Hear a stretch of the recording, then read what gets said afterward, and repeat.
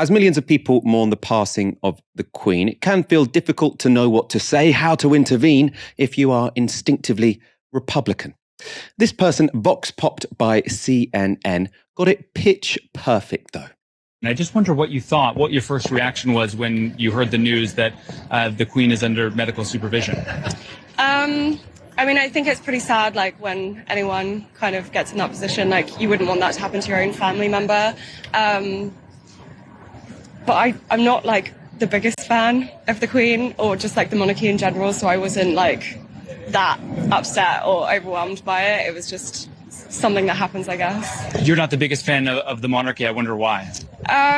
Mainly to do with, like, British, like, colonial history, things like that. A lot of things that have gone on, which have been quite shady, even, like, recently with, like, Prince Andrew and everything. So, yeah, I'm not really their biggest fan.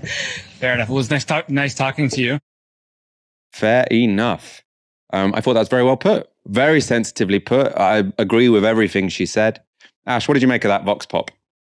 I'll put it this way. She's a braver woman than I right now. And maybe this is something to mention when we're talking about the top-down nature of the mourning, is that all of these conversations which people who are Republicans or who have felt themselves disenchanted with the monarchy because of the carryings on of Prince Andrew, people who are socialists, people who are anarchists, people who, simply want a real democracy and not a constitutional monarch as our head of state who we don't elect. All of these conversations are taking place within an environment of surveillance. So if you're saying anything on social media, or you're a talking head, or you're a person being vox popped on the street, is that you are more than aware that the Daily Mail, the Sun, GB News, real bottom feeders like Dan Wootton and Sophie Corcoran and, the people who compile outraged listicles for the Daily Express, they're looking for reasons to take your face, take what you said, and hold you up as public enemy number one.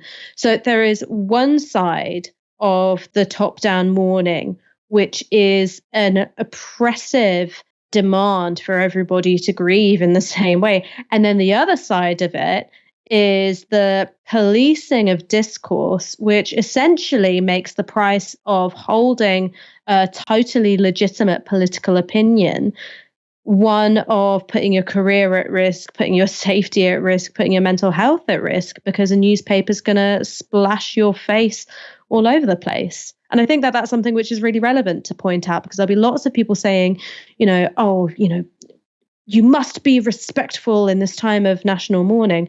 Well, I quite agree. I think it's on all of us to be respectful, mindful of each other's feelings. But I've also read tweets from, for instance, Piers Morgan's son, Spencer Morgan, calling for people who have tweeted things that he finds personally distasteful to be deported. And so I think that tells you something about the kind of reactionary mania which can surround these things, where it becomes an opportunity to quite violently redraw the boundaries of legitimate or utterable opinion.